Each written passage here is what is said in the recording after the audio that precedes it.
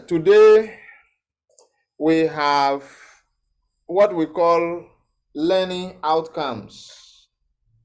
And learning outcomes are simply also learning objectives.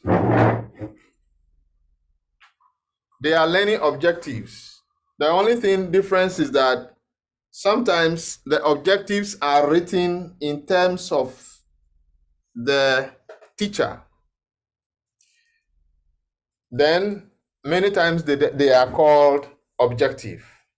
And where it is written in terms of the learner, we call them learning outcomes. But they are basically the same thing. Most of the time they are used interchangeably. Then again, I would like to say that learning objectives help to clarify, to organize, and also to prioritize learning. So if we have an objective, it tells us exactly what we want to do. That is what we mean by it helps to clarify. And then also, by way of organizing our class, if we know what we want to teach, we tailor the activities of the class in that direction. Okay. So this is what objective is able to do in a class in order that it leads us towards a particular end. Okay. And we can say that the objectives help you and your students to be able to evaluate the progress and then to encourage them to take responsibility of their learning. So both the teacher and the student will be able to evaluate. For example, as we are starting this lesson, I listed some objectives that by the end we will be able to achieve. So towards the end, if our discussions do not cover some of those things, you'll be able to say that, we have not done A, we have not done B, we have not done that. Therefore, we have not achieved the target. We have not achieved the end. That's why remembering that sometimes it is necessary to journey with the children and write the objectives on the board guides the children to know that we want to be dealing with A, B, C. So they will help you to evaluate the class and know what went well and what did not go well in the course of the lesson. Okay. So basically, it is like that. But there is something important about objectives that I would like to mention here. Most of the time, we do not know that the objectives that we state, they are supposed to cover three main areas. Okay, three main areas of the learners. It could be something about their head. That means they call it cognitive, something to remember, something to think about, okay, or something to understand. And then it can also talk about skills, something that the children will be able to use their hands to do. For example, when we want to do rosary, for example, or they are able to dance, use their body, physical movement. Okay. So for the one that we are talking about the head, we call it cognitive, thinking, using the head to remember, to analyze, to understand. Okay. And then something of the hand or of the body are physical things that the children will use their hands, their bodies to do. When they are doing choreography, for example, they call those things psychomotor skills. Okay, psychomotor. And then we can have something that talks about the feelings, affection, and that's what we call affective. So in education, they call them domains. So these are the three main domain areas that our objective will cover. And not to say that one objective would cover all these three. No. We are saying that when you write an objective, it may be talking about something that the children can remember, something that the children can think about. If you like, they are using their head. So if you teach them to be able to say the 10 commandments, you are helping them to be able to remember those facts. So it is at the level of the head. It is at the cognitive point. Then again, as I was saying, there is one that can affect the heart. That we call it affection. What do you want to do to the child so that he comes to love to come to church? He comes to love to appreciate giving gifts to people. Or it can also be psychomotor, where the children are able to display, to act. That is why what people call holistic education is education that will touch people's head, education that will touch people's hearts, and education that will touch people's hands. So it becomes a whole. So when we are going to be writing our objectives or activities that will go on in our classroom, we are doing it in such a way that they are going to transform the way people think and they understand things. It is also going to build attitudes. Okay? People's emotions. We want to transform people's emotions, people's feelings. Or we want to equip people to be able to do things, move their body. Okay? So all these things are necessary when you are writing your objective. You take them. So we will find out, maybe we will write an objective and find out whether this particular objective is addressing people's head, people's thinking ability, or they are addressing people's feeling. Unfortunately, in our world today and in our schools, let me ask a question. Which of these areas do you believe that are stressed most? The head, the heart, or the hand in our schools? You The can head. unmute and respond. The head.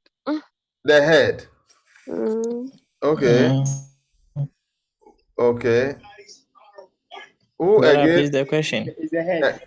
Which of the three domains, which of the three areas do people stress much in our schools today? Is the head. Is the head. Yeah, brother is the head. Okay. So you Yes, see brother. that even in our languages, when we are praying for our students, what do we say? So that God will We give should them pray, retentive give them memory. We are praying that God should give them retentive memory so that whatever they are taught, they are able to produce. Unfortunately, education should do more than this. Education should help people to have good heart, forgiving heart, should be able to live with other people, should be able to have compassion. Education should be able to make people to use their hands to work. Okay. So when we are also giving catechesis to our children, we should have all these three things in mind. We should have them in mind. No wonder people leave university and they come and they are unable to live with us because they only know how to manipulate things, how to remember things, but they don't have the good heart that will be able to. So people can go and be good IT persons, but they will use, because they don't have training of the heart, training of attitudes, they will use that knowledge to steal our money from the bank. I think this is not education expose, so I will leave it there and then I will continue. So I'm trying to say that our objective may be addressing the thinking capacity or attitudes heart, love, feeling, emotions, or movement of the body, to use the body to work and then to act. Okay. So I think basically this is what objective is dealing with. Now, I am sure you have heard, or you realize that aim and objective, many times they go together, and sometimes we confuse the two. They ask you, what is your aim? And they ask you, what is your objective? But I think that among the two, you realize that aims are the broad concept. They are more general as compared to objectives that are specific.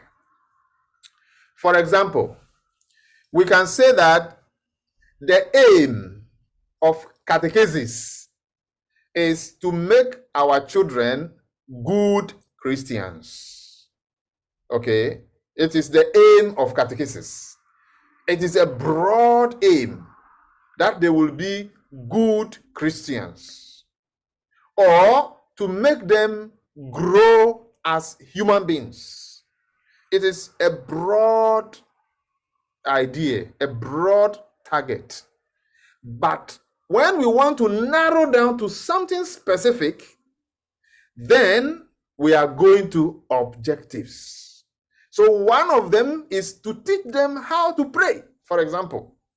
So when we go to the class and we say that we are treating prayer and then go down and say that the child will be able to make the sign of the cross. It is a specific, a small area of what we want to do. So just by way of clarifying it is why I brought the two here. And so look at the way somebody put it. It says that objectives are like the measurable stages, okay, that the learners will go. In fact, they will go through. They are the species, small things that we will be able to measure. We will be able to quantify, to say it has happened or it has not yet happened. Okay. So that's just about aims and objective. I think aim is also related to goals. They are simply connected. They are the same. Many times aim is used as goal. They are all broad understanding. Okay. So I decided to put this thing again, and they are actually the characteristics of a good objective. Okay. An effective learning objective must possess this 5 characteristics. And I think for us as catechists and teachers, let us not forget this. An objective must always be specific. It shouldn't be vague. It should be straight to the point, and it shouldn't be ambiguous. It shouldn't be confusing. It should be just specific and straight to the point. So that if it is saying that the child will be able to jump, then it must be jumping and nothing else. Specific. If it is about make sign of the cross, it should be that and nothing else. So that when at the end we want to measure, or we want to ask ourselves, we want to evaluate, we will be able to say that, we talked about making sign of the cross. And we will hear the child saying, in the name of the Father, and of the Son, and of the Holy Spirit. It is specific. Okay, it's specific. Then the second one we are saying is that objectives must always be measurable. You will be able to say that I have achieved it. By saying that I have achieved it means that I am able to quantify it and say that I am able to know that if I see this happening, then it tells me that I have achieved this objective. But if you go and write an objective that you can't actually measure it, it becomes very difficult. In our ordinary life, people have their private life, and so there is a particular research that you want to carry out, and then people will tell you that this particular questionnaire, if you go to ask in you go to ask the how do you call it? You go to ask the respondents. Nobody will give you that answer. It means you cannot measure it. Today we are talking about LGBTQ things. Do you think that if you today, as a researcher, you go out and then you go to ask people on the street whether they are lesbians and they are gays, do you think they will give answers? So that question can never be answered. You can't measure it. It is not measurable.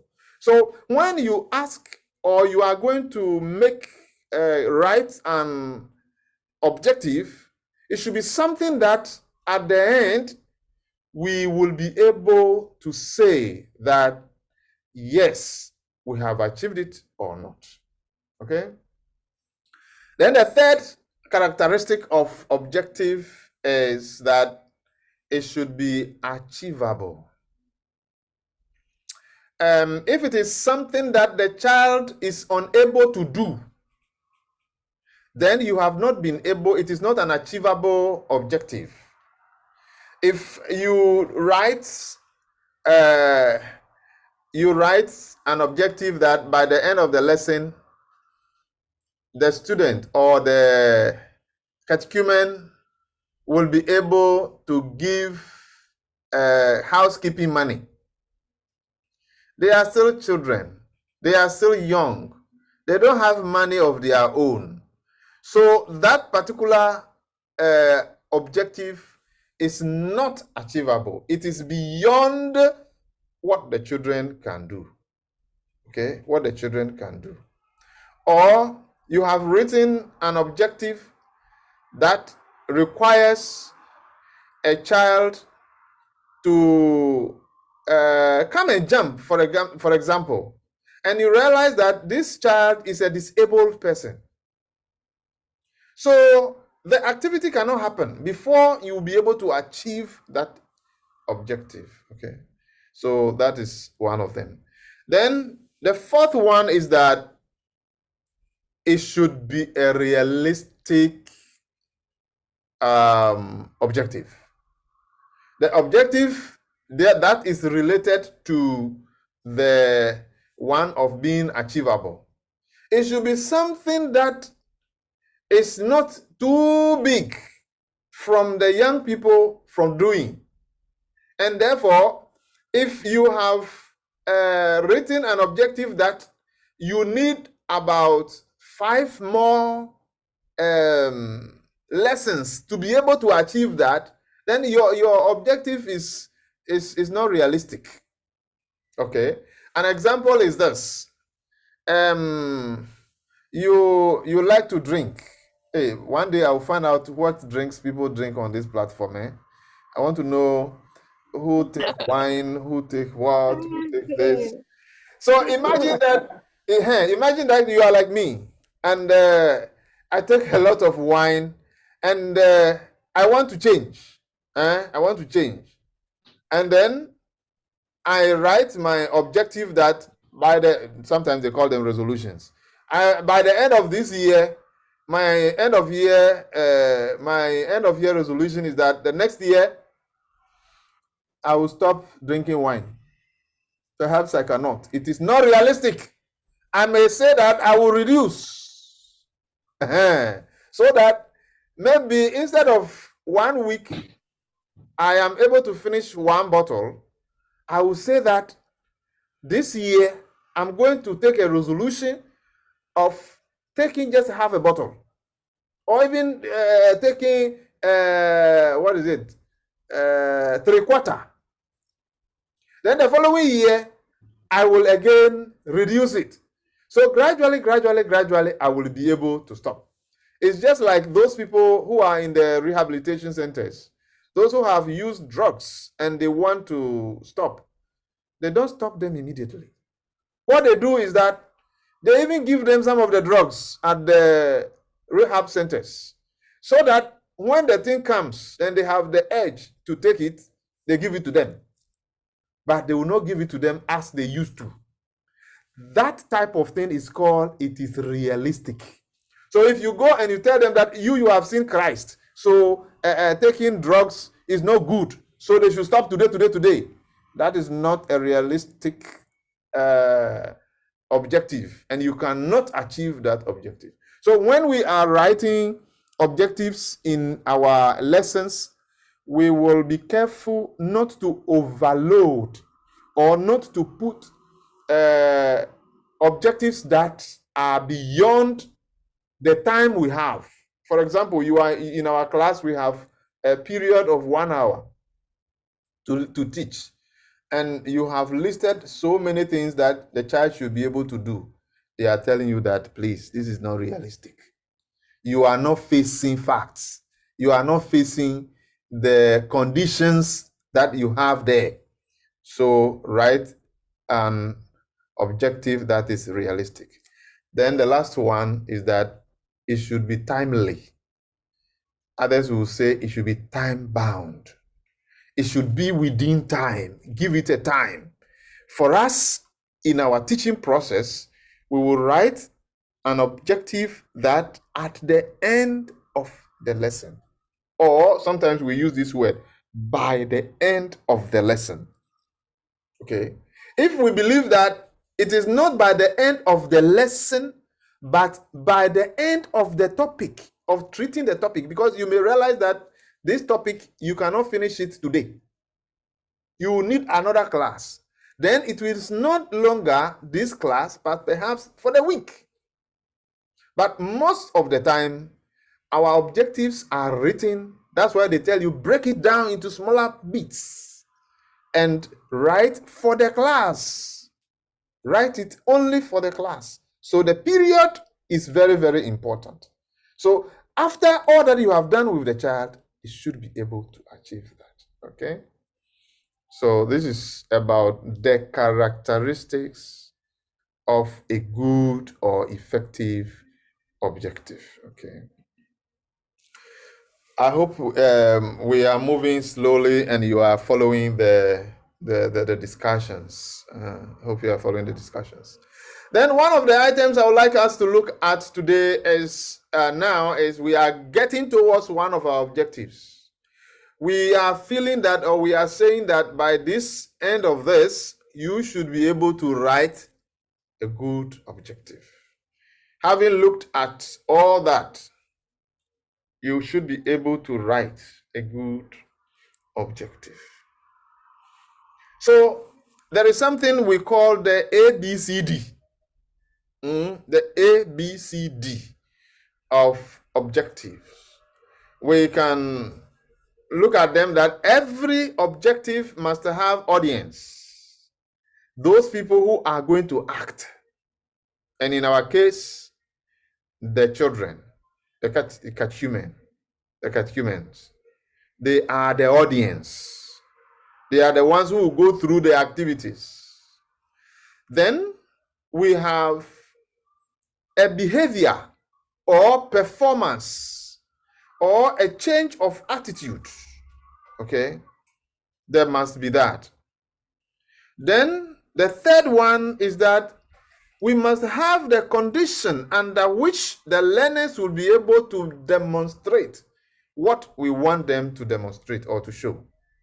Okay, what is the condition?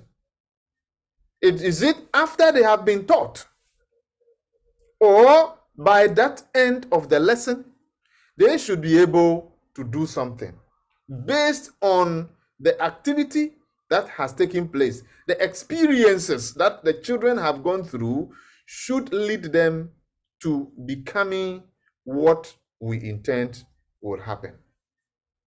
Okay. Then the last thing about the objective is that it must have a degree, okay? The degree of performance. How well is the learner going to behave? If we are going to say that by the end of the lesson, the students will be able to mention how many? Five sacraments of the church. Then it is what? Showing you exact degree. We are not saying that he should be able to mention the sacraments. If we want all, then we should say that he should be able to mention all the sacraments of the Catholic Church. So it is to tell us, okay, are we talking about the degree in terms of the speed, okay? About the accuracy? We are talking about quality or quantity. So we are saying what will be the degree of performance, the degree of performance. So when you are writing a good objective, these things must be there. Don't forget that this component, we call them components, components of objective are different from the previous one we talked about, which are the characteristics of objective. They are a little different. So here we are saying they are the ABCD. The components of an objective comprise what we call the audience. So we should see the audience in the objective you are writing. We should see what performance, what do we want the child to do? It should be there.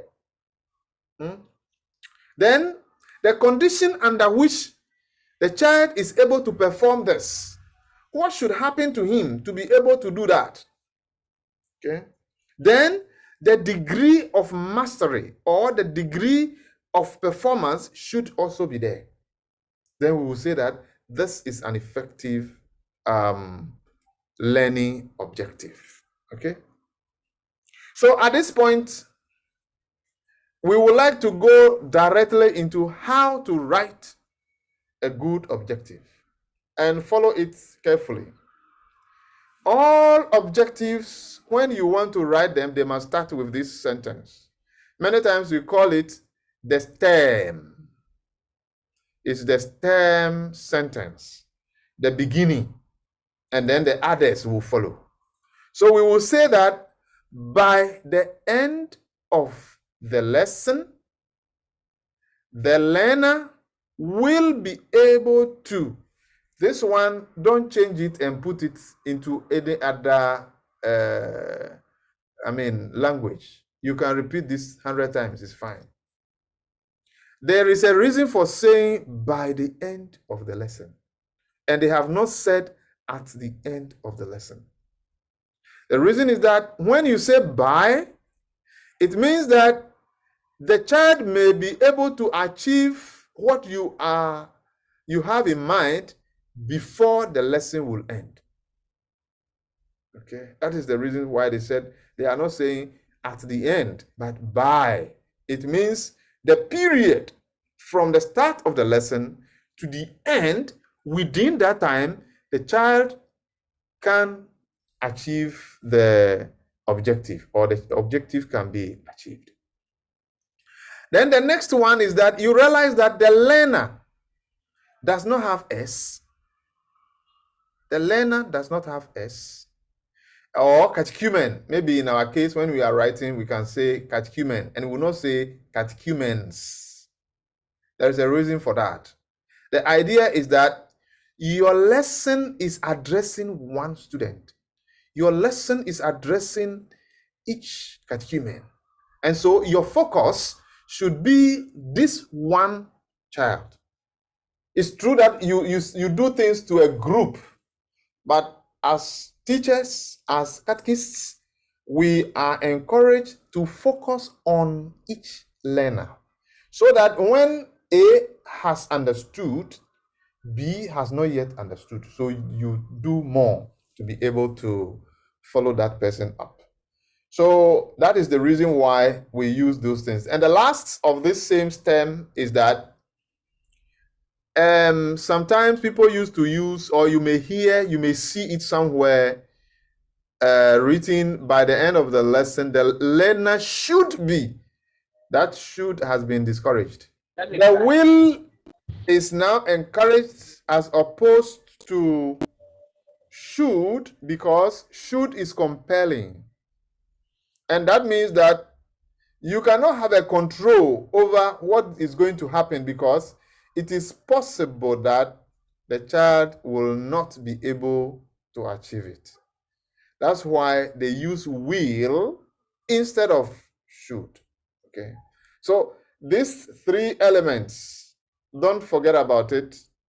We said not at the end of the lesson, but by the end of the lesson, because it is a period, and in the course of the lesson, some students or some learners would have achieved it before the end. Okay. And then we said we have not added S to the learners or to the catechumens, because we are addressing one student, one learner. And last, we use will because we are not compelling. It is not a must that the child has. Otherwise, when the child is not able to achieve that, you are not supposed to close them.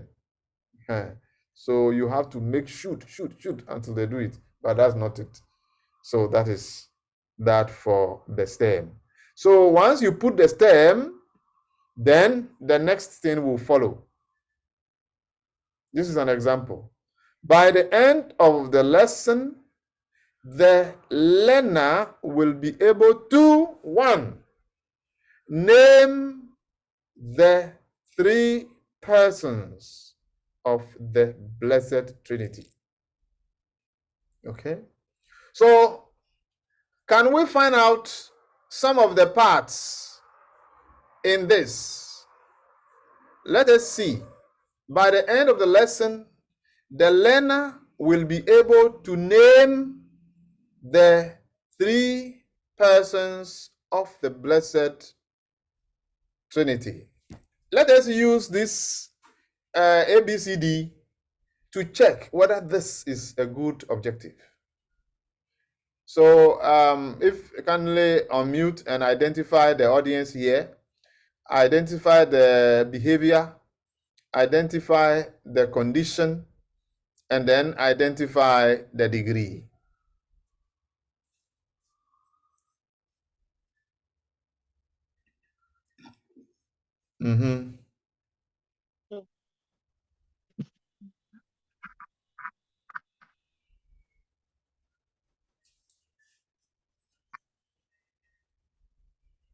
Yes. Can somebody identify the audience here, whether it meets that criteria?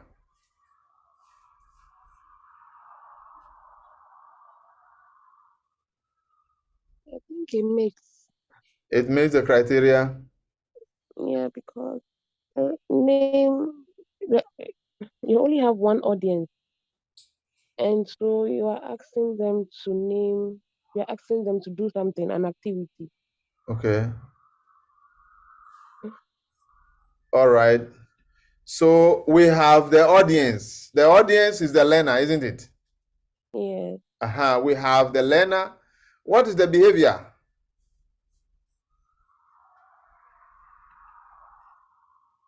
What is the behavior here? Can somebody check the behavior in this sentence right from the beginning to Trinity?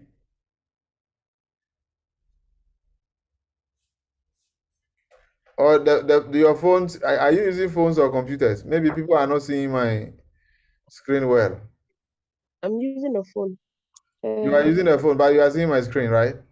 Yeah, we are seeing it. So tell me, what is the behavior here?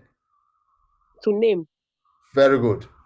So we are not saying they should jump. We are not saying that they should explain. We are not saying that they should outline. We are not saying that they are able to give. So the behavior here is to name. Okay, is to name. What is the degree? The degree of performance.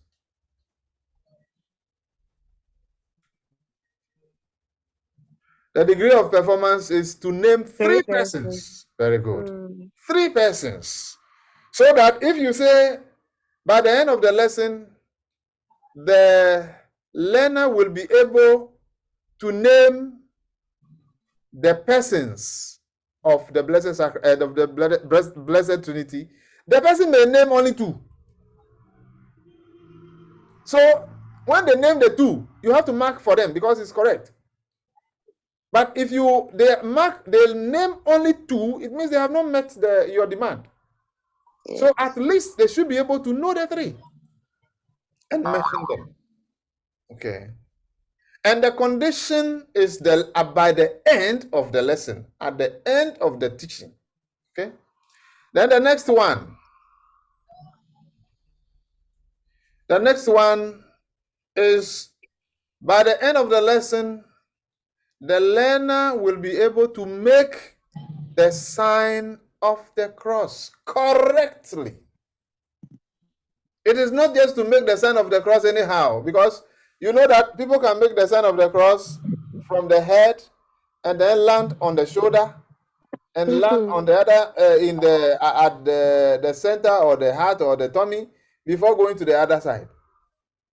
So and when they do that, or even they said it is not right as Catholics for us to make the sign of the cross from the head down, and then you go to your right hand before you go to the left. It's not correct. It is from the top down to your left shoulder before you move to the right shoulder. So when the learner is able to do this correctly, he meets the criteria. Okay. So that is the second one. Then the third one is that we'll be able to offer help to those in need. Okay. So look at these 3 objectives. So they should always be related to a topic you are teaching. Okay. They should always be related to a topic you are teaching. And so we realize that looking at this, we can say that the objective is specific. Name, and he has named it. So all that you are going to do in the class that day should lead towards the child actually knowing that the Trinity, they are 3 persons, and will be able, so that day when you are teaching, you should mention Father, you should mention Son, you should mention Holy Spirit. If your activities is short of this naming, it is unlikely that you will achieve this objective. So whether you are using songs, whether you are using description, whether you are using drama, whether you are using illustration, drawings, they should end up making sure that the student is able to name. Okay, should be able to name. Then the second one, so for example, if we are dealing with the first one, we know that it is specific.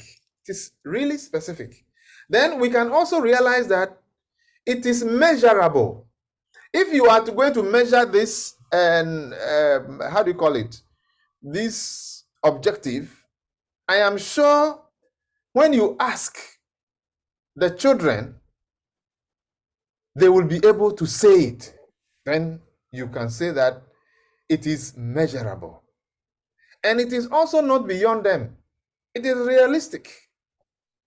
And within the time, if it happens, exactly, and we can look at the other 2 in the same light. that making the sign of the cross is exactly specific, just to make the sign of the cross. And it is also specific. It is measurable. You can measure it by seeing the way when they are praying. Imagine after teaching them the sign of the cross, and then you call one of them to pray at the end. Then he starts praying without making the sign of the cross. It tells you that you have not achieved your aim. You have not achieved your objective. So it is measurable. You can see it in what they do. Okay, you can see it in what they do. All right, so we are gradually getting towards the end. We are gradually getting towards the end. So now we have looked at what objectives are, and we said it is about having the end in mind, having the final thing, what you want to do. You start with the end in mind. And then we realize that there are statements that describe what we want our children to do or to be. And they are the attitudes, they are the skills. And we said that when we write the learning objectives, they may be talking about the head, which is cognitive. It may be talking about the heart, which is affection. Okay? It may be talking about the hand, which is psychomotor. Okay? And then we have looked at some characteristics of the objectives. We looked at being specific, being measurable, being achievable, being realistic, and then be time bound. Then we, in trying to learn how to write an objective, we also looked at the ABCD of an objective. And we said that it must always have audience, it must have a behavior, what they should perform, and it must have a condition under which that is performed. And above all, there should be a degree of success, the degree of mastery. Okay, and that is what we have just done. Before I give you my assignment, I would ask you if you have any question, any contributions that you would like to do. You are free to do that now. Brother, Yes. please, what is the lesson? The learning, the objectives could take so much. I don't know, but I'm looking at the time. We have 1 hour per class. Mm-hmm. So, are the objectives for a day, or we can carry on until the whole lesson is done? If the lesson is going to take about 3 weeks or something, the same objectives, we carry it along. Okay. Sometimes you may plan your lesson in a way that you are unable to finish a particular objective you have. When it happens like that, you should continue the next class. But in a very good lesson that is planned, you should be able to finish at least that objective. So what we are trying to say is that if you have a big objective, it is advisable to break it into smaller bits. Okay?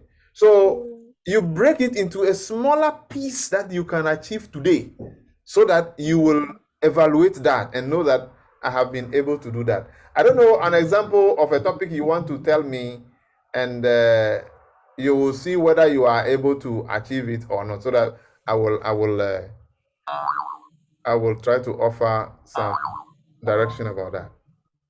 if you can mention a topic, for example, that you would like to, you are thinking that it will be too long, that you cannot achieve in a class. So, I don't think I have ever been able to speak in one class, one sitting. Okay. Yes, so we always have to carry on, and okay, so maybe until majority of the people are able to understand. So before now, I think we're only using the head. So maybe until I see that every student is able to at least say something about the topic without reference to the book, everybody is able to maybe memorize something little, and then we can now move on. Otherwise, we've not achieved anything. So maybe that is why a class or a topic has to drag on. Mm-hmm. Yes. Yes. So Continue, please, and then I will come in. yes. So in case, so that's an example. I've never been able to complete or finish a topic per sitting or for a day. Mm-hmm. All right. I think what I'm trying to drive at is that when by the time we will finish with this lessons planning, we will come to get some understanding of how to break your lessons down. Mm, You may have the same topic, for example, yeah. you are dealing with God. It's one of your Mm, lessons is God, isn't it? The topic. yes. Yes. God the Father. God the Father. Oh no, Mm, but I wanted to say that maybe you are trying mm, to deal with God the Father. yeah. You want to talk about Him being a creator, for example, Mm, and you have been able to deal with that. And then to say He is a creator means that He has created human beings, isn't it? So yeah. maybe this particular class, you may be dealing with how God created human beings, right? Mm, You will still deal with God, the creator, all right? But in your mm, next lesson, maybe you want to talk about other created things, mm, okay? Like the good environment, mm, for example. mm, You want to deal with that so that you are moving from human beings to a good environment or other created things, right? But the topic can still be mm. repeated for a long Yes. time, but in each Mm, particular lesson, your yeah. focus Different will be on objectives. something small. Yeah. Do you get the idea Yeah. I'm trying to put across? Yeah. Yeah. Yes, I get it. I know that it can happen that even that small part you want to achieve, you may not be able to achieve Mm, it for so many mm, reasons. But what we are trying to say here is that when before you are going to the classroom and you know the time mm, you have and whatever, if the day you want the children to copy notes, let us know that by the end of that lesson they are going to do that. mm, mm, You get what I'm trying to say? yes. So you are writing with some specific thing that will happen that day that you would have achieved. Mm, mm, Uh-huh. mm. Thank you. All right. Any other question from somebody? Or even you can still ask more if you have. Yes, if nobody is asking, so before even in my first question, so we are supposed to discuss the objectives with with your what's the name with the audience. Mhm. Are you Is that asking? it? We are supposed to from at the beginning. Yes, I'm asking. Uh-huh. We are Okay. supposed to at the beginning of the before we start. We are supposed to discuss our objectives together and agree, right, with the audience. No, not necessarily. Not necessarily. Oh, okay. So Just like mm, what I did with this one. I yeah. wanted to put the participants you in picture, and it helps in understanding the topic. It is not to discuss the objectives, but you can simply tell them that today, sometimes we do it in our introduction, that today Yeah. we are going to look at what are objectives and how to write objectives, for example. So you will see that you are telling them, some people may want to write it on the board for them to know. So you can do that, and it helps the children to make a mental picture of what is going to happen. And they will gradually, they may be following it. Some people are so organized. Some children are very organized. So they will like Yeah. to follow it, as you have said, that, okay, today we want to learn about the names of the 3 persons in one God. And after that, we are going to learn how to make the sign of the cross. And after doing the sign of the cross, we are going to do a prayer, for example. So they know they can follow you in a certain way, but not to say that you should go into details of how you have created the objectives, and all that will be too much for them. But when we come to lesson presentation, I will talk about that, so that you know how you are going to introduce your lesson, which in your introduction, the children should have a feel of what is going to happen in the classroom that day. So that's what I intend by what I said, that you can let the children know what your objectives are. Any other somebody before I draw the curtain to a close? But as I said, I will ask my questions. Brother, please, can you share the screen where we have the cognitive, the head, and then the Okay. third part? Yeah. I All just right. want to see something. Okay.